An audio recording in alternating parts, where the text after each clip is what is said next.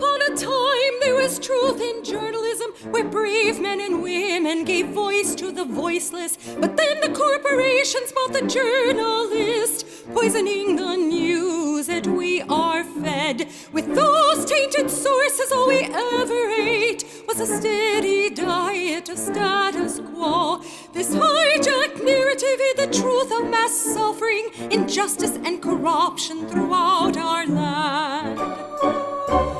Status quo, status quo, status quo, status quo. To expose this shift to oligarchy came a band of honest journalists. They left the studio and hit the streets to give the microphone back to the people. From sea to sea, the people were empowered to share their truth. Their voices no longer stifled, reclaimed their power. Join the media revolution now. Hey there, Jordan Sheridan live. Status Coup in the house. It is Tuesday, September 11th, 2019. Hope everyone is having a lovely, lovely day.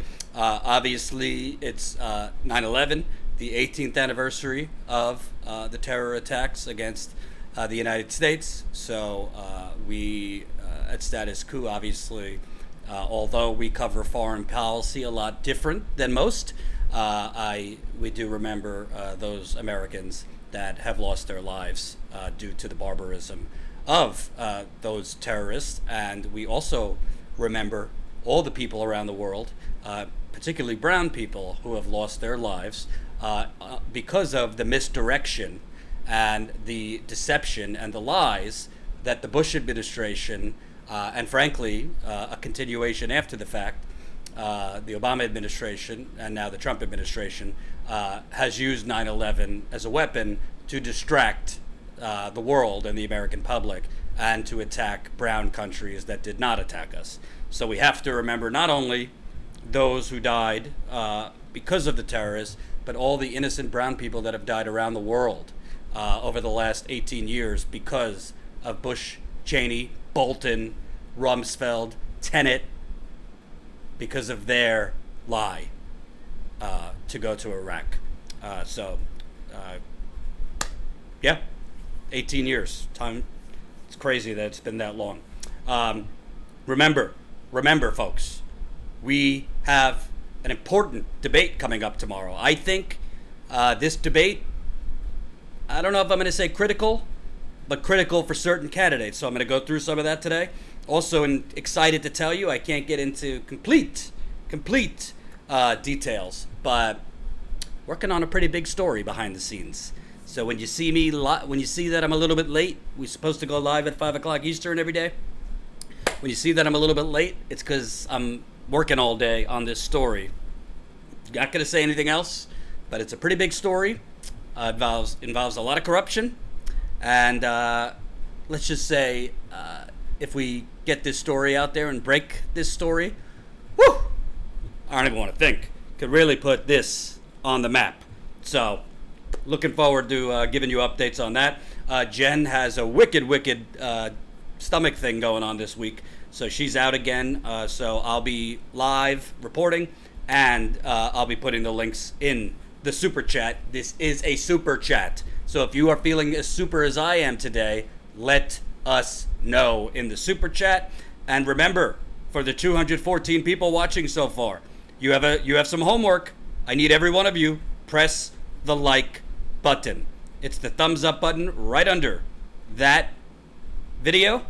The thumbs up button right under the video. So we have 217 people, and 58 of you have pressed the like button. So we need 217 of you to press that like button.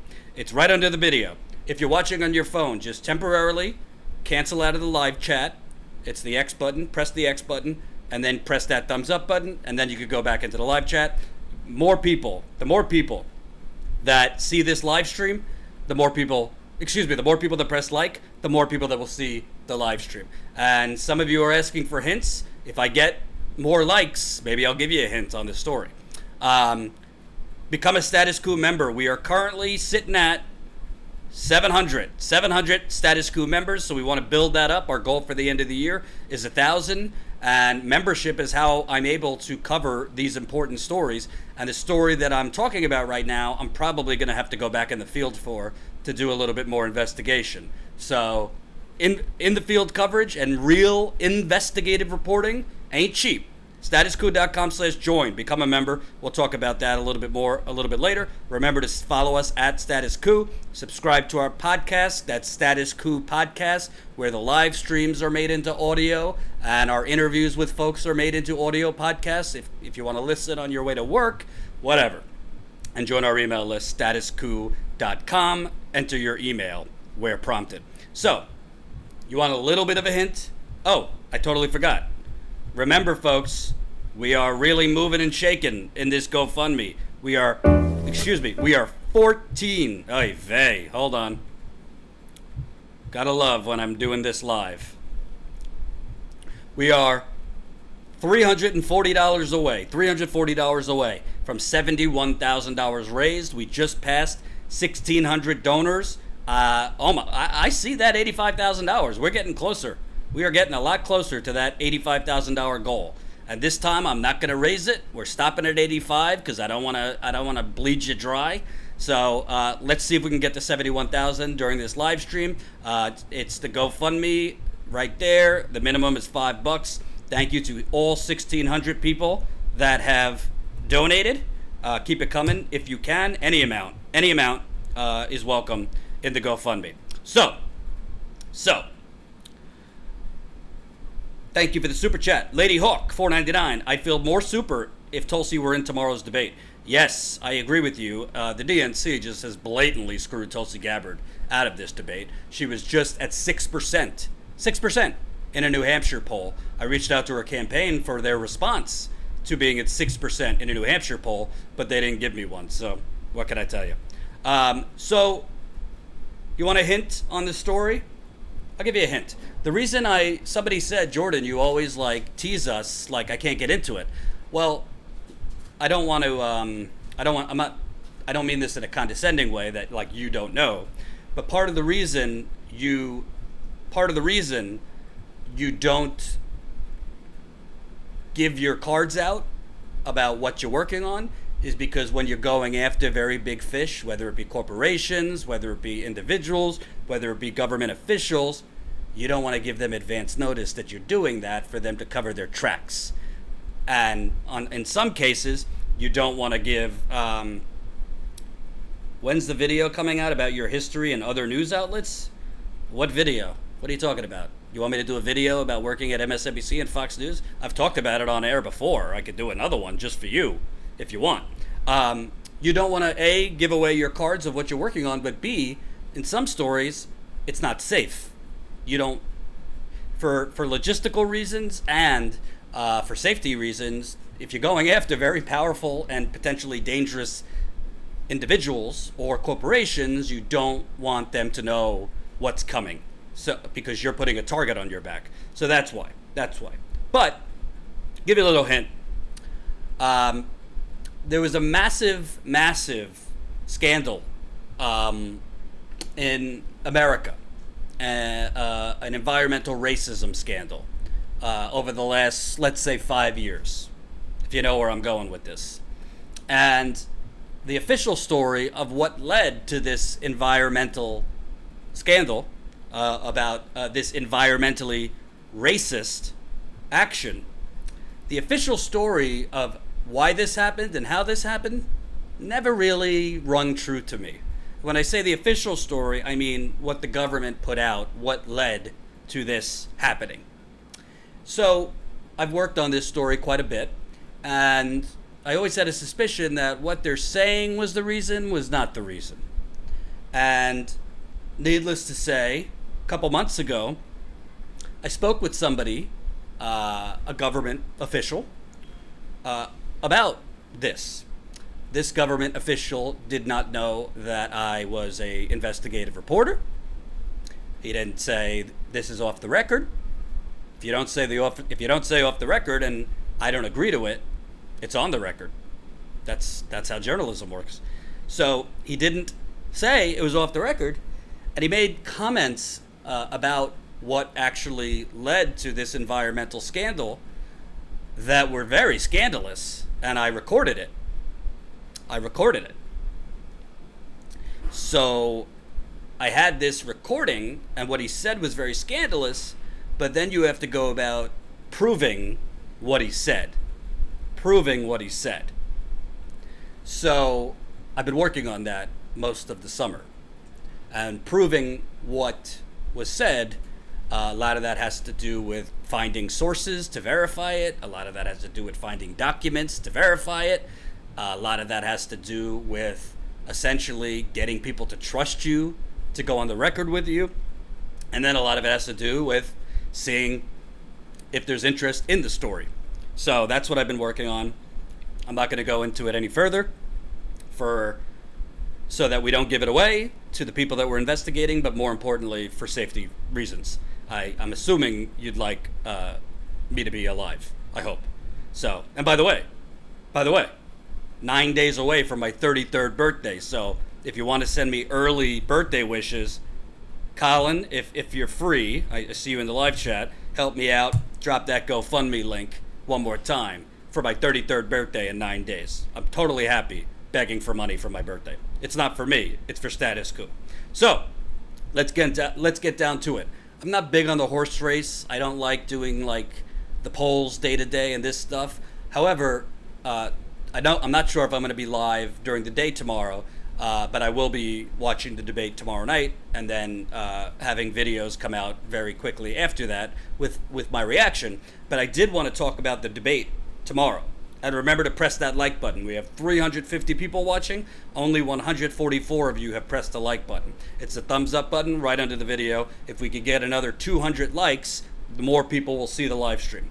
So the debate tomorrow, to me, I wouldn't say it's critical because there's going to be several other debates, but I think it's critical for certain candidates. And I think if certain candidates fall, then I think other candidates might rise as a result.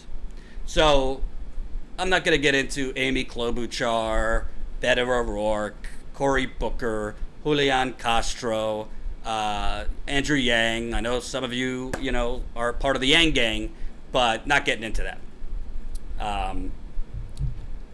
Live now. So we're talking about Biden here. We're talking about Bernie. We're talking about Warren, and we're talking about Kamala Harris. Will Jordan drink the soup tomorrow night? Is it tomato soup or broccoli? I do like tomato soup, if that's what you're talking about. So the debate tomorrow, 8 o'clock Eastern to 11 p.m. Eastern. I'm going to get into a few new polls, but first, before we get to the polls, I want to talk about the actual debate. In my view, I think Status Coup, more than any other outlet, to tell you the truth, has been reporting and reacting the most, honestly, that the former Vice President of the United Corporations of America, Joe Biden, is not well. And when I say that, Bernie says it doesn't bring me pleasure to call Trump a pathological liar. Believe it or not, it does not bring me pleasure to say Joe Biden's not well. I think he's terrible politically. I think he's done a lot of damage to the country, but I don't wish Joe Biden ill health. But I'm also somebody who has two eyes, uses common sense, and I don't have to worry about losing access to the Biden campaign. I don't have any anyway.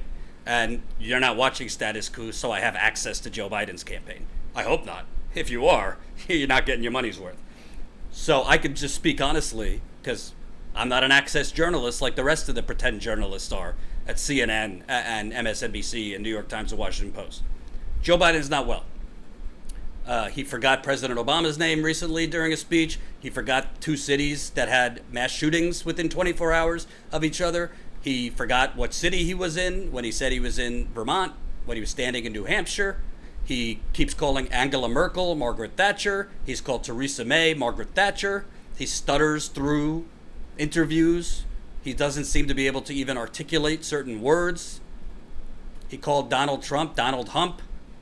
These are not gaffes. This is someone not cognitively well. And for those of you tired of me continually saying this, I think it's very important to keep saying it, because the bottom line is it is dangerous. Forget if you're progressive or neoliberal or whatever. If your main intention is to defeat Donald Trump, pretty dangerous to that cause, pretty self-sabotaging to that cause to put somebody up that potentially whose brain we don't know what it's going to be in 6 months, 12 months. We don't know what his capabilities will be on a debate stage with Donald Trump. And if Joe Biden is on a debate stage with Donald Trump, forget it. If he's stuttering through words, if he can't remember things, if he's saying my time is up and just stop talking before he's cut off, just hand Trump the election. Why I think this debate tomorrow is very, very critical for Joe Biden and indirectly for Bernie Sanders too. 3 hours is a very long time. 3 hours is a really, really long time for a debate. If somebody is struggling like Joe Biden is cognitively, which I don't think that's a controversial thing I don't think it's a controversial thing to say. I think any objective person looking at him knows he's struggling cognitively. Thank you very much, Robert Asher. $30 in the GoFundMe. We are now at 70,670. That would be $330. $330 away from that magical $71,000. Keep it coming if you can, my wonderful audience. So, Joe Biden, 3 hours is a really long time. It's a really, really long time. So if somebody's struggling cognitively, the longer you're on stage, the longer you're being posed questions. And remember, this is the first time he's going to be on the debate stage with Elizabeth Warren. The more arrows you're having pointed your way from Elizabeth Warren, from Bernie Sanders, frankly, I think Cory Booker might come at Joe Biden again. I think Kamala Harris might come at Joe Biden again. I even think somebody like Andrew Yang or Julian Castro or one of these lower polling people might come at Joe Biden. The more pressure and the more intellectual demands on you to respond to things, the more, if you're suffering from a cognitive decline, the more you're going to struggle. You're going to struggle with words. You're going to struggle with memory. You're going to struggle with timing of your words.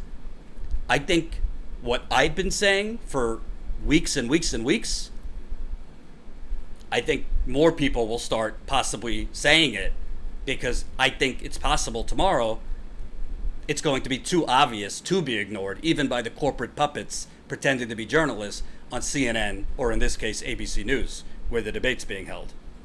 I think it's very likely Biden might forget things while speaking. I think it's very likely Biden might do one of these, like, my time is up, and just stop talking, even though the debate moderators haven't cut him off. I think Warren is going to have some specific attacks at Biden, which is going to, frankly, he'll struggle with. Because if intellectually or cognitively you're declining, it's tough when you have so many people coming at you. So I think Biden could really struggle in this debate.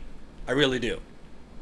I also think if Biden struggles, if he loses, or is seen to have a very, very damaging debate, I think some of his support might flee to Bernie Sanders. I think some of his support might flee to Bernie Sanders, which we're going to get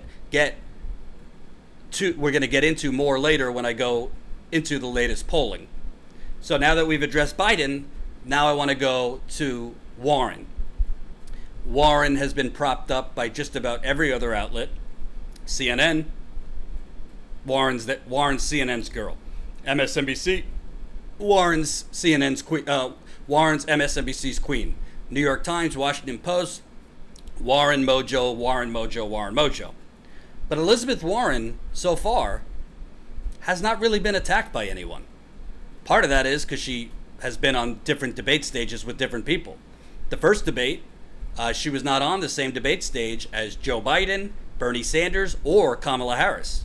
So the first debate, she was the highest profile candidate on that debate stage. Lady Hawk, $1.99 in the super chat. Just say no to Creepy Joe. I'll let him know you said so. So the first debate, she was with second tier candidates.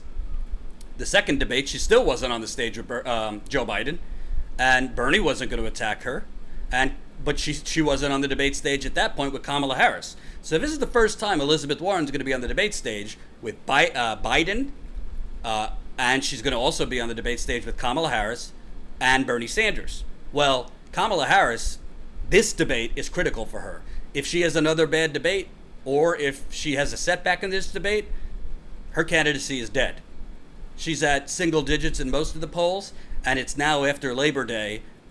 At a certain point, you're just stuck in single digits. You're not going to have a eureka moment with so many other options. So if she doesn't have some type of, first she has to do no harm, but she also has to take support away from somebody. And I believe the person she's going to try to take support away from is Elizabeth Warren, because Elizabeth Warren's support comes from that Democratic Party establishment, people with advanced degrees, people making over $50,000, not the blue collar workers, predominantly white people, and again, the uber educated. There is crossover appeal with Elizabeth Warren to Kamala Harris. So I think Kamala Harris is going to be going after Elizabeth Warren. I think Joe Biden is going to go after Elizabeth Warren. I don't think Bernie Sanders will, and I don't think he should. I do not think it's time for Bernie Sanders to do anything critical of Elizabeth Warren. But I think Elizabeth Warren has never been challenged in these debates about her work for a lot of corporations before she became a senator. Elizabeth Warren has not been challenged about this new report that came out that she did raise big dollar money in her 2018 Senate re-election campaign and then transferred that money over to her presidential campaign. She was doing lavish fundraisers, $120 a stake during her 2018 re-election campaign to the Senate, and she just transferred that money, $10 million, over to the presidential campaign. So it's not exactly true when she says, I haven't done big fundraisers and I haven't taken big money. Yeah, you did. You just transferred it from your Senate campaign and used it for your presidential campaign.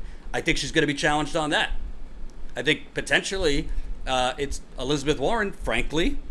I think Biden in particular might bring up the Native American thing. You could say it's fair, you could say it's unfair, but I think Biden will bring it up to point out we can't afford a nominee with this kind of vulnerability, to kind of put that Native American thing back in the discussion a little bit. So I think Elizabeth Warren definitely has a lot to gain if she has like a breakthrough moment against Biden, particularly on the bankruptcy bill, where she fought Biden before she became a senator against that bankruptcy bill. They've long had hostility against each other. I would assume Biden's going to be well prepared to answer that. But if Elizabeth Warren does have a breakthrough against Biden over that bankruptcy bill, she has a lot to gain. She also has a lot to lose, because I think Elizabeth Warren is going to be attacked by Kamala Harris in particular. I think Biden's going to attack her because Kamala Harris, I mean, whose base and demographic has the most crossover to Kamala Harris? Elizabeth Warren. So she wants to take some of those votes away from that Elizabeth Warren has taken away from her. She needs to get back some of those votes. I also think Pete Buttigieg, who is fighting for his life, even though he's been the anointed one, I think Pete Buttigieg might throw some elbows at either Bernie Sanders or Warren. So Warren, in fairness, has a lot to gain. If she does have a breakthrough against Biden, that's all the corporate media is going to focus on, and they're going to say this was her breakthrough and she's now the front runner, blah, blah, blah, blah, blah. But I don't see it that way. I think she has more to lose because this will be the first time she's actually attacked. And frankly, from what I've seen in Elizabeth Warren's demeanor, she doesn't necessarily handle tough questions that well. She kind of comes off a little agitated when she deals with tough questions or criticism. People see the positive part of Elizabeth Warren. I have a plan, I have a plan, I have a plan. But if she's under attack, people might not see that side of Elizabeth Warren. So I think Biden has a lot to lose in this debate. I think Elizabeth Warren, it's both. I think she has a lot to gain because it's the first time she'll be on stage with the front runner, Joe Biden. But I also think Elizabeth Warren's probably going to have more people going for her than Biden will. I think Kamala's going to go after Warren. Biden will go after her. I think Pete Buttigieg might drop some elbows. And I think the Native American thing might come up again. I really do. So then we go to Kamala Harris. Frankly, I think Kamala Harris, if she has another poor debate or uneventful debate, is done. I think it's possible Kamala Harris, she'll stay in the race. She's got enough money to do that. But I think Kamala Harris essentially could, if another bad debate, plummet to, 3-4%. Right now she's at like 8 to 10% in most polls. I think the donor money will go away if she has another bad debate, and I think she'll probably have to drop out before the Iowa caucus. I really do, because it's now or never. People have a lot of options, and they saw her in the first debate do well, but then they got tired of her. And frankly, she doesn't stand for anything. She's for Medicare for all when it's as the wind blows, but then when Hillary Clinton's donors, who are also donating to her, tell her, knock it off, you're not doing Medicare for all, then she proposed some ridiculous policy that's called Medicare for all, but is really just a private health insurance company still running things. So I think Kamala Harris has a lot to lose. Bernie Sanders, who I'm sure it's important to you how Bernie Sanders does, I think Bernie Sanders has a lot to gain, but he also has a lot to lose. So I think, like I said with Warren has a lot to gain, but she also has a lot to lose. I think Bernie has a lot to gain, but he also has a lot to lose. I think that this is the first time that Bernie Sanders has been on the debate stage with Joe Biden once. But this is the first time he's going to be on the debate stage with Elizabeth Warren and Joe Biden. Bernie Sanders cannot afford for Elizabeth Warren to upstage him, because Bernie Sanders is not only debating Joe Biden and Elizabeth Warren. Let's just take everybody out for now and imagine it's Joe Biden, Warren, and Bernie on the debate stage together. And remember, everybody, we got almost 600 people watching. 223 of you have pressed that like button. It's the thumbs up button right under the video. If you're watching on your phone, real quick, if you're in the live chat on your phone, press the X button, get out of the live chat, press that thumbs up button, and then you could go back into the live chat. The more people that press the like button, the more people that will see the live stream. YouTube is suppressing this channel, so that's getting as many likes as possible helps us get the audience up. And also remember, this is a super chat, and also remember, we're $330 away from hitting that 71,000 mark on our GoFundMe. And I got some stories we're going to be going out into the field soon on. So the GoFundMe, we're hitting the road soon. We just made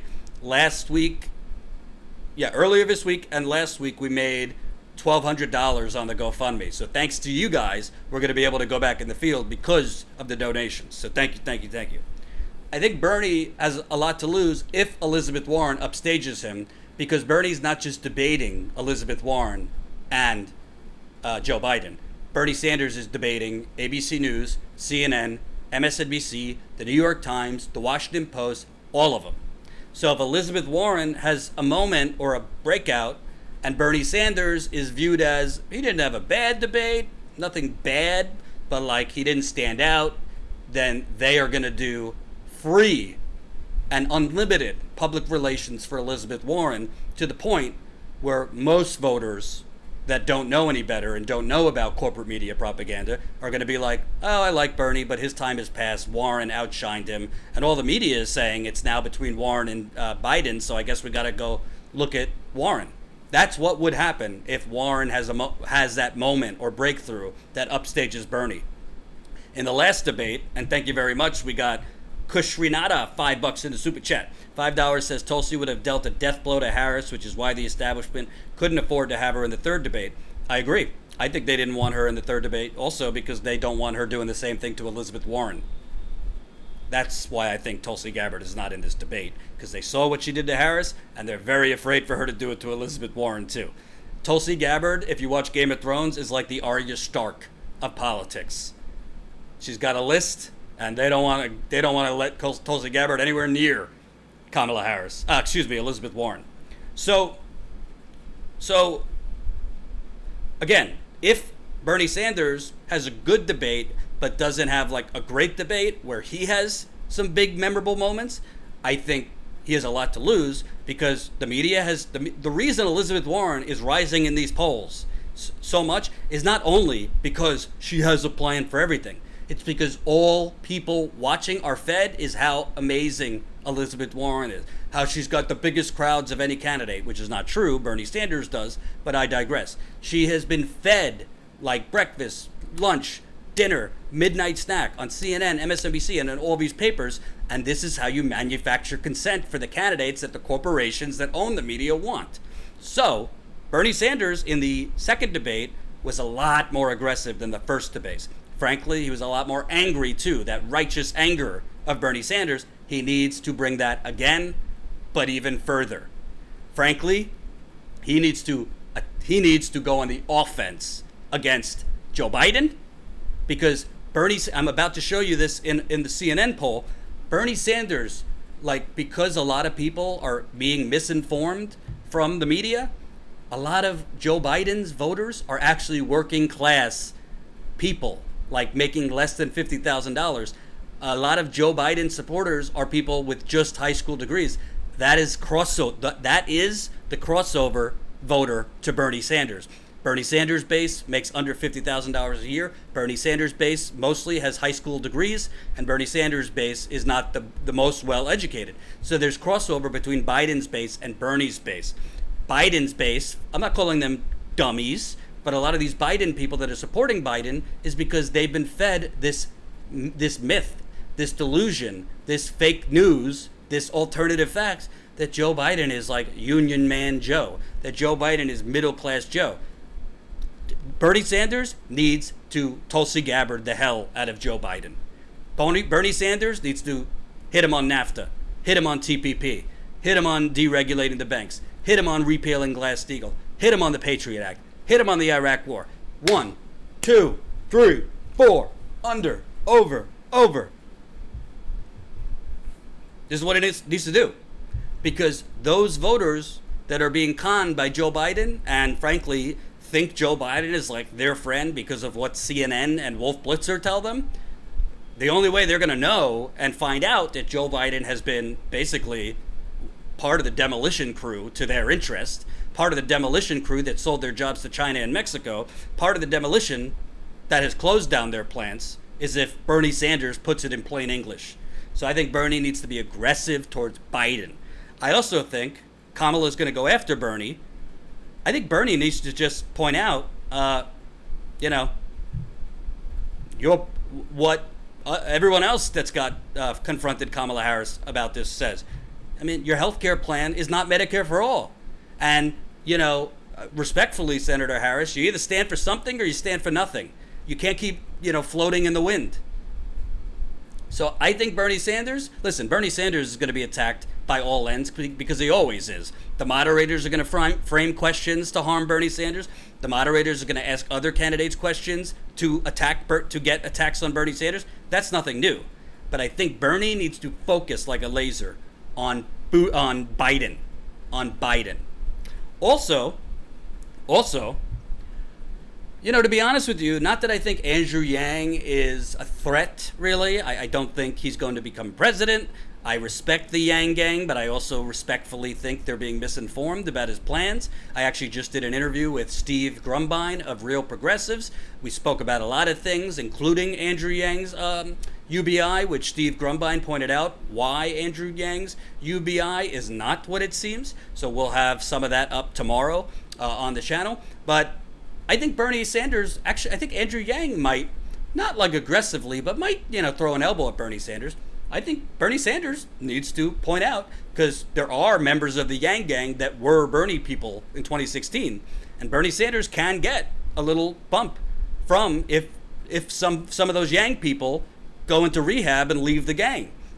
I think Bernie Sanders needs to point out, this defeatist attitude of Andrew Yang's of, automation is inevitable, and we're all, the robot Grim Reaper is coming for us, so just succumb, lie on your couch, $1,000 a month is coming to you. I think Bernie Sanders needs to blow up his spot and also point out, what are you going to do when you give this $1,000 a month to people, $12,000 a year, and then all the corporations just raise their prices? I mean, it's common sense that's what would happen if Andrew Yang's UBI went into place. There's no price controls attached with that.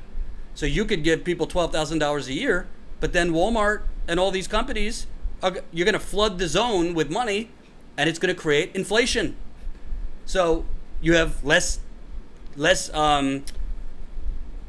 bang for your buck. Your dollar is worth less because prices are going to go up. Thank you very much, Barbarium. I like that. Hey, Jordan, I love your work. I'm a big fan. Do you think Emma and Anna are going after Tulsi with smears?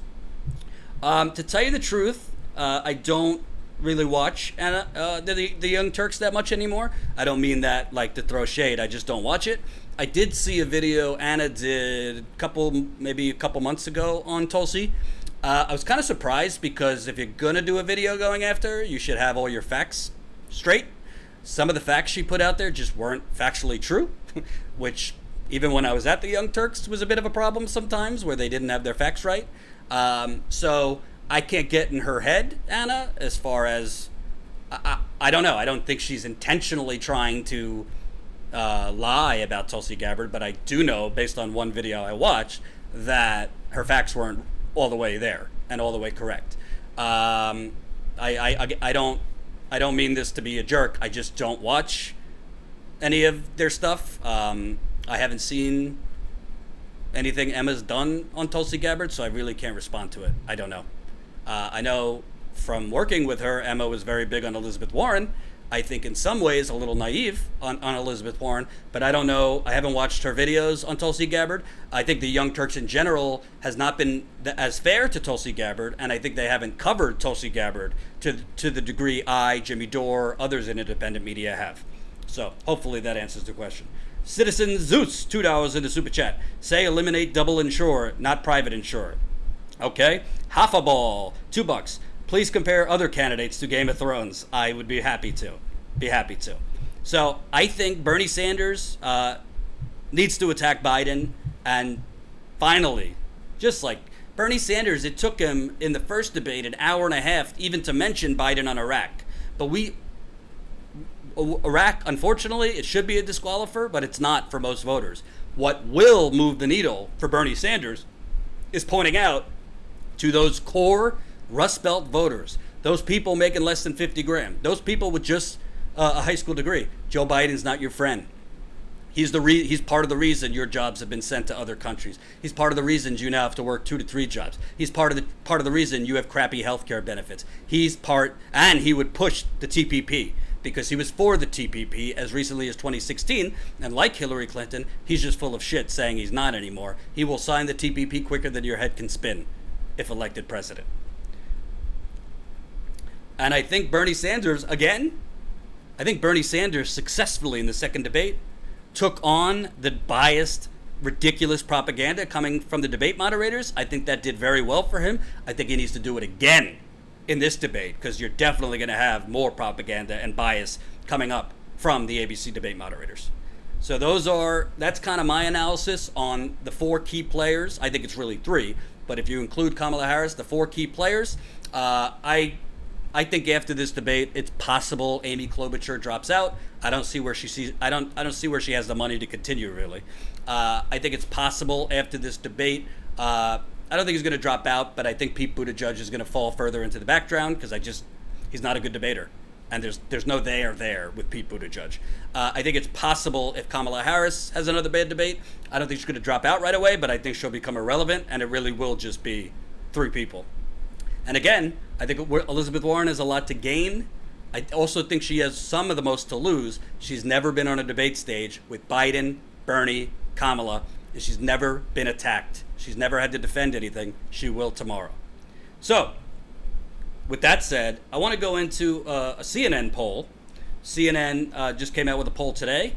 It has the overall picture is Biden at 24%. Warren at 18%, and Bernie at 17%. So I hope you could see. Let me zoom in a little bit. I hope you could see that better. So Biden's at 24, Warren at 18, Bernie at 17. Before I get into those numbers, I want to go into something else that I think's really important and actually a positive sign for Bernie. So when you go to the most important issues,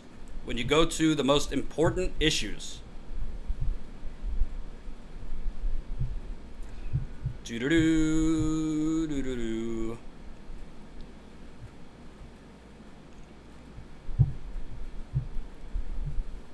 For Democratic Party voters, the most important issue, healthcare, 59%. Climate change, 56%. Well, who has the boldest healthcare and climate change proposals? If healthcare and climate change are the most important topics to Democratic Party voters, who has the boldest plan? That would be one, Bernard Sanders, because Bernard Sanders has basically moved everybody over to Medicare for all. Obviously not Joe Biden, who's still, giving wet kisses to the private insurance companies. Obviously Kamala Harris for a hot minute before she, moonwalked away because she doesn't stand for anything. Elizabeth Warren, kind of, but sometimes she doesn't talk about Medicare for all. Sometimes she says, there's plenty of options. Bernie Sanders is the boldest on healthcare, and people like that. Bernie Sanders also has the most aggressive plan on climate change at $16 trillion, which in the town hall on CNN, Elizabeth Warren couldn't really defend why her plan, that is far less, is better than Bernie's plan. She had no real answer other than, no, his plan's not better. So I think those issues are very, very important as far as crossover to Bernie Sanders. So then let's look at the actual poll numbers. Bear with me for a second.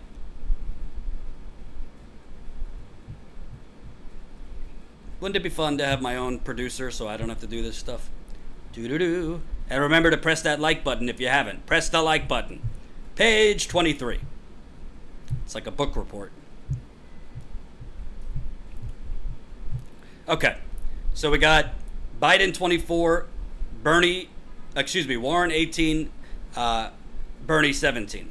Honestly, CNN, MSNBC, they're all doing jumping jacks because it has Elizabeth Warren over Bernie. However, the margin of error is 3.5 points. Bernie and Warren are basically tied. That's the story on this poll. But when you go in the numbers, I think Bernie's stronger. Among men, Bernie's up by a point. Among women, she's up by 3 points over Bernie. Among whites, Bernie, she's up because her base is predominantly black. Warren's base is predominantly white. Among non-whites, this is where Elizabeth Warren is struggling. Bernie's at a strong 19%. Among African Americans, Bernie's beaten her by 2%. Among Hispanics, which is very important, Bernie is in the lead of everybody. He's beating Biden by 6 points. He's beating Warren by 14 points among Hispanics. Why is that important? Well, let's look at the primary schedule, folks. The Nevada caucus is the third contest. Nevada has one of the biggest Latino populations in the country. Bernie lost the Nevada caucus to Hillary Clinton in 2016, but his outreach to Latinos has only grown since then. He is doing incredibly well among millennial Latinos and doing better among older Latinos. It's possible Bernie wins Iowa. It's possible he loses Iowa. And it's also possible that Bernie wins New Hampshire, but it's also possible that Bernie loses New Hampshire. But for argument's sake, if Bernie wins Iowa or New Hampshire, so one of the first two contests, and then he wins the third contest, which by the numbers, he's in the strongest position among Latino voters, which is decisive in Nevada. If Bernie Sanders wins 2 out of the first 3 primaries, not only will the establishment have a heart attack, not only will the bankers probably get into a room with the military generals, probably get into the room with the fossil fuel executives, probably get into the room with the pharmaceutical executives and the real estate developers and figure out a way, we got to get this guy out if he wins 2 out of 3. if Bernie Sanders wins two out of three of the first two out of three first states, Joe Biden does not have an electoral case to be made. Yeah, sure, people argue South Carolina, but if the former the last vice president, who at the time presumably is the front runner before Iowa, if he loses two out of the three first states before South Carolina, that's going to depress his turnout and result in South Carolina. It's also going to, can you imagine the fundraising tsunami that would come in for Bernie Sanders all over this country? Also, I think if not only Biden would suffer, if Bernie won the first two out of the three, that's momentum that you just can't manufacture. CNN and them could try and paint it that Warren still has momentum at that point, but you might have a lot of Bernie supporters that kind of jump ship to Warren. If he wins that first two out of three, you might have a lot of those former burners jumping back on the bandwagon. And frankly, I don't think they should have jumped off in the first place, but I'll welcome them back if it equals a victory. So, looking at this CNN poll, and by the way, it's not just this CNN poll. Other polls have Bernie Sanders doing incredibly well among Hispanic voters. And why wouldn't he be? Bernie Sanders is for the working class. Bernie Sanders is not talking about getting rid or putting up walls.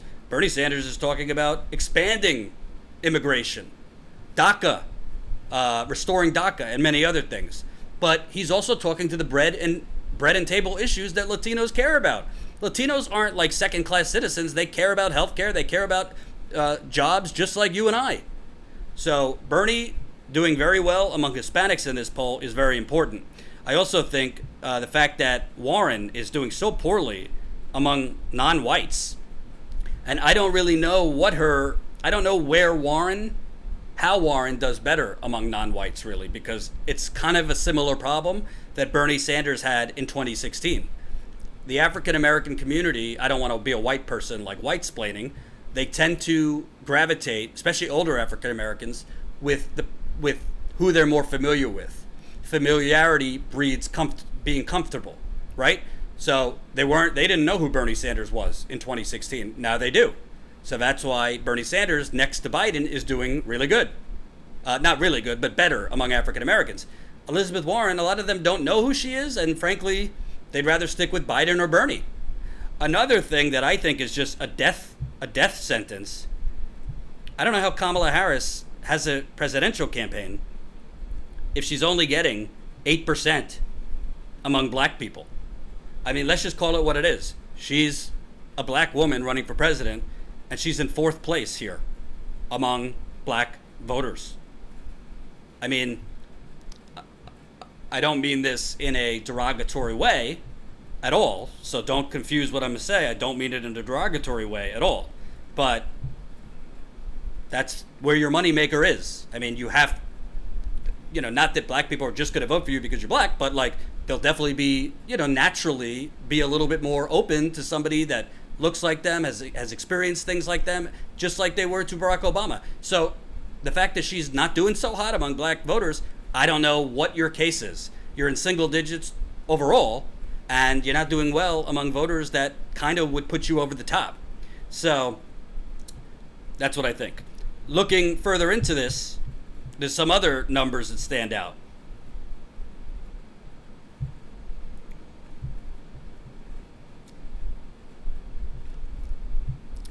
This is what I was getting at as far as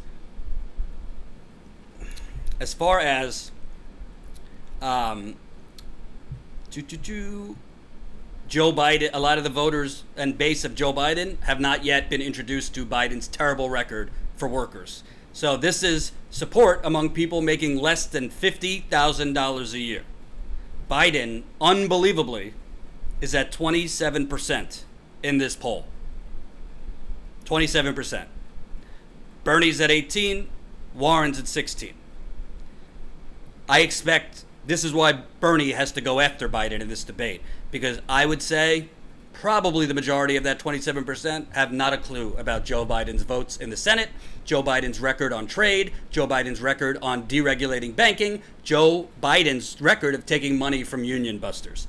When Bernie presents that, I think that is going to come down quite a bit. Then you look at over 50,000, no surprise. Biden doing very well. Warren does better, and Bernie in third. Non-college graduates, Warren, again, she's not getting the working class, which is people with just high school degrees.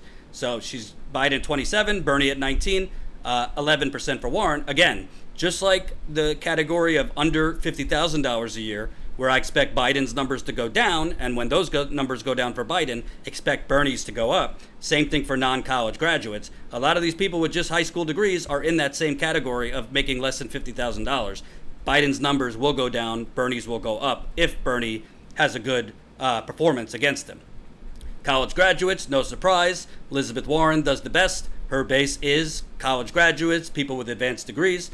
Among white non-college degrees, again, anything without a college degree, Warren in third place.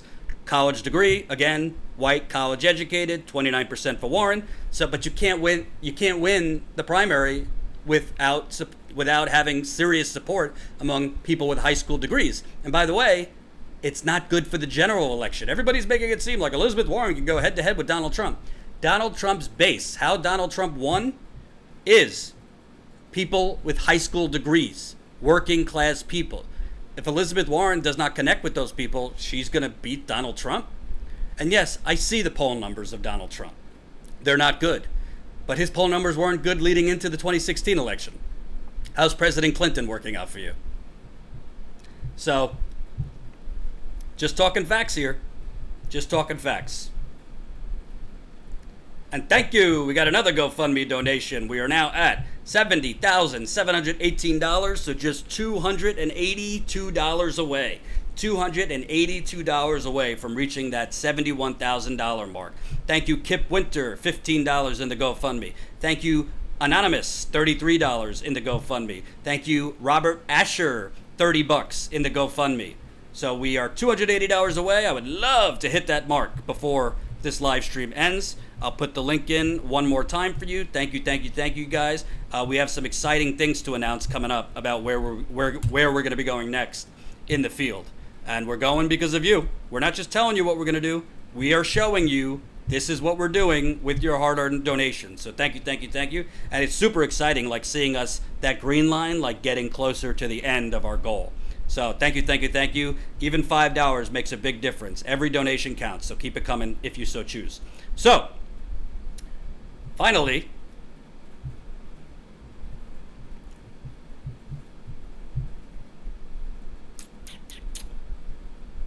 Bernie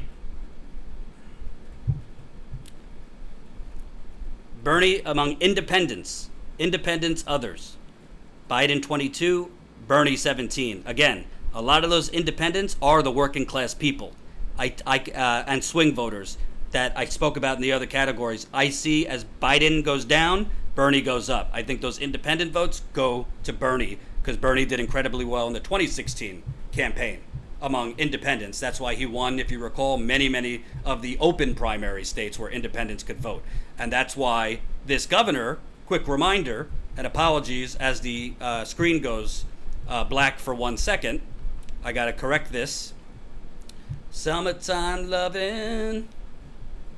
There's 31 days left to put the pressure campaign on New York Governor Andrew Cuomo. If you've been following Status Coup, as far as I know, we're the only media outlet covering this blatant attempt by New York Governor Andrew Cuomo to rig the New York primary for Joe Biden and to screw Bernie Sanders. Ring a bell, the New York primary purge in 2016. If you don't know, the New York primary deadline for non-Democrats. So if you're a Republican, if you're an independent, if you're a Green Party, if you're Working Families Party, you have 31 days, October 11th, to register as a Democrat to vote in the primary in April, 6 months later. It is the most suppressive deadline in America. New York ranks 50 out of 50 in terms of suppressive, early, egregious, undemocratic, ridiculous deadlines to register. The reason this is important is because the New York State Assembly and the New York State Senate passed a bill in June to move that deadline back to February 14th, Valentine's Day, to give more voters a chance to register. If you really want democracy, don't you want as many people to vote as possible? Not so much, because New York Governor Andrew Cuomo, who has endorsed Joe Biden, who has opened up his fundraising network to Joe Biden, he doesn't want independents and potential Green Party and working families party people registering as Democrats, because they're not going to be voting for Joe Biden, that's for sure. They more likely would bite the bullet and register as a Democrat to vote for Bernie Sanders. And the way Joe Biden wins in New York, which has the third largest number of pledge delegates up for grabs, California's 1, Texas is 2, New York is not so far behind Texas. So New York primary, critical if you want Bernie Sanders to get enough pledge delegates to be the nominee. They're rigging it. And Andrew Cuomo has not signed that bill that's been sitting there since June. Nobody's pressuring him to sign that bill. So, I'm a journalist. I don't tell you what to do. I just give you the information. That happens to be the governor's number. You do what you want with it. Don Cuomo. And you know, Don Cuomo's brother is Mr. Fredo from CNN. Fredo Cuomo. Or Chris Cuomo. Sorry to poke fun at Fredo, but come on. And you don't have to live in New York for this to matter to you. If you want Bernie Sanders to be the nominee, New York, again, has the third largest number of pledge delegates up for grabs in the entire primary.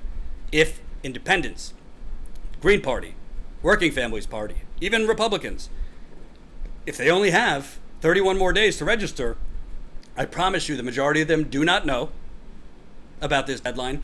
I promise you the majority of them probably don't have the time. And more so, the majority of voters in New York or anywhere are not everyone is like us that live and breathe this every day. The majority of them are not paying attention. So it is a highly, highly suppressive measure, and Andrew Cuomo has no good reason not to sign this other than trying to rig the election for his friend Joe Biden.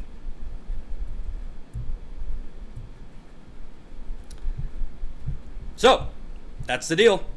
That's the deal, folks. We will not be live. We will not be live during the debate tomorrow. We do not want any issues with copyright or anything like that. We're going to see. I think the debate ends at 11. So depending on whether I think I have enough, whether I think anything big is going to happen in the debate, it might be 10:30, for example, Eastern time. And if I think that, all right, nothing else is really going to matter, I might just go live at 10:30. Obviously, I'm going to have the debate off, because you could even get a copyright violation by having the debate playing like in your room. It's crazy how YouTube is allowing these networks to basically shut down channels. So I might play it by ear, and I might come live earlier if the debate and if I feel I need to watch the full debate and it ends at 11 o'clock Eastern. I'm not sure I'm going to go live. It's a little late. Can't be so loud in the building that late at night. But I will have videos responding to the debate early the next day. And of course, I'll be tweeting at Jordan Chariton, and I'm sure at Status Coup will put debunk stuff and all that good stuff. So thank you for watching. Jordan, do Twitch. Oh, gee. I got to tell you, I'm doing so much as it is. You want to add one more thing to my plate? It's not enough that I'm doing live streams every day, doing investigative reporting behind the scenes, publishing all the videos, doing social media, interviewing candidates for our camera woman job. We're interviewing candidates because we need a new cameraman or woman. Now I got to do Twitch. If it's easy, tell me how to do it and I'll do it. Pop Reality, $2, super chat. Hashtag Bernie or extinction. That's fair. What else do we got in the super chat? I'll read a few before I go. Ban white supremacy, not justice. Trump 2020. You're an idiot. Wait until the entire debate is over. Wait until the entire debate is over before showing clips. Oh, I'm not going to be showing clips. I'm not doing that. I'm just going to be giving my thoughts. Most of you will have watched the debate, so I don't really need to show clips. You'll know what I'm talking about. Jordan is not that tech savvy for Twitch. Well, hopefully when we hire a new camera person editor, they will be tech savvy. And I had a really good interview with someone today for the position that I liked. I liked. He's one or two in the people we've spoken with, because we definitely need somebody who knows the tech end for sure. John Doe, I am encouraging TYT members to switch to Status Coup. Thank you, John Doe. I don't spend a lot of time, I don't need to spend my life going after my old employer, but I will say I think we offer something more unique than what they're offering at this point. It's unfortunate. I don't watch them anymore, but from what I have seen, I think it's very unfortunate with what they can be, and they certainly have a lot more funds than I do. I think it's really unfortunate what they are deciding to be, which is essentially just, in my view, like an edgier version of CNN. I don't know. I don't think the world needs an edgier version of CNN. I think the world needs to dismantle CNN and MSNBC, but that's just me. But thank you, John Doe, and all of you, all 570 of you watching. Word of mouth actually matters still. So if you have friends, family, whomever, tell them about Status Coup. Tell them to check it out. We have viewers sometimes that are actually conservative and say they don't agree with me, but they like that we cover stories that no one else does. So keep it coming if you can. Wow, a lot of TYT comments. So thank you, everybody. And before I go, one last reminder, we are $282 away from reaching 71,000. So if there's one patriot in the audience living in America or around the world, because we have a lot of global viewers too, we really appreciate all our GoFundMe donors. Would love to hit 71,000 before that debate.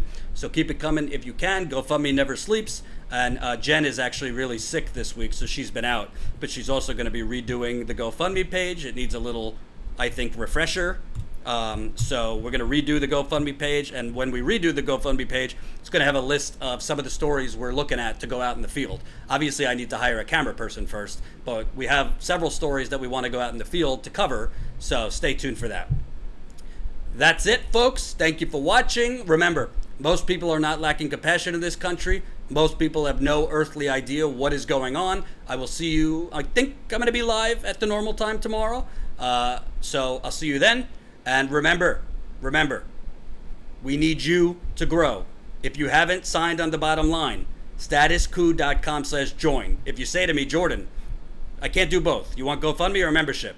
Become a member. statuscoup.com/join. Your membership is how we grow for the long term. Our goal for the end of this year is 1,000 members. So we have a lot of work to do and not enough time to do it. Let's go. Peace out.